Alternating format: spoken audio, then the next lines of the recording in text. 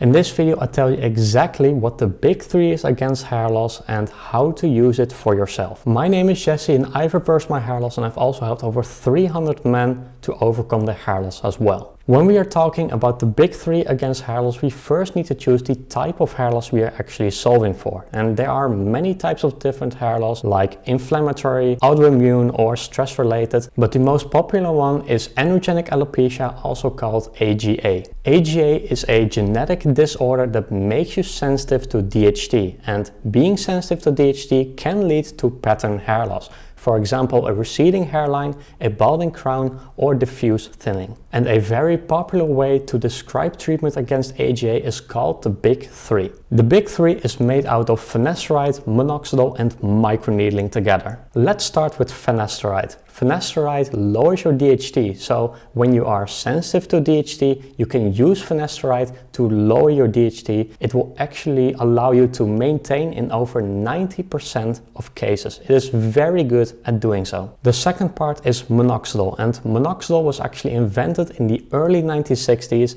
and hair growth wasn't even part of the plan.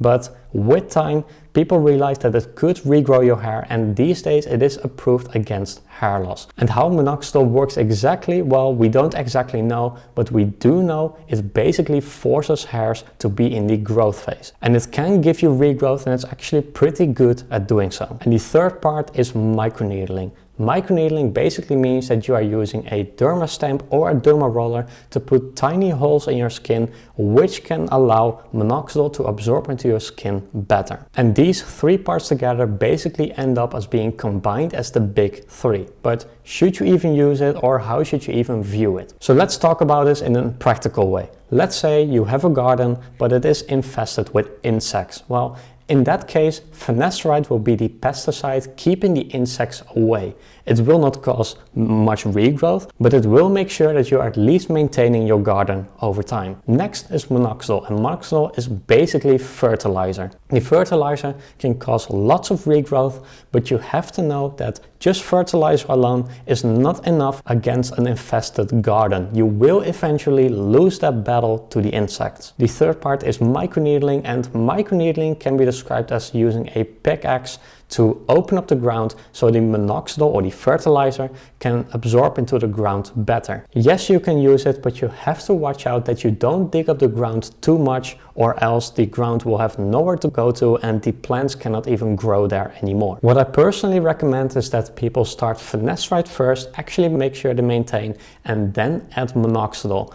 You can use microneedling, however the standalone data on microneedling is very limited, and whether or not it actually causes regrowth, well, that is up for debate for another video. But for now I would just recommend start with finasteride, make sure you maintain, and if you want even more regrowth after you maintain, then you can add minoxidil on top.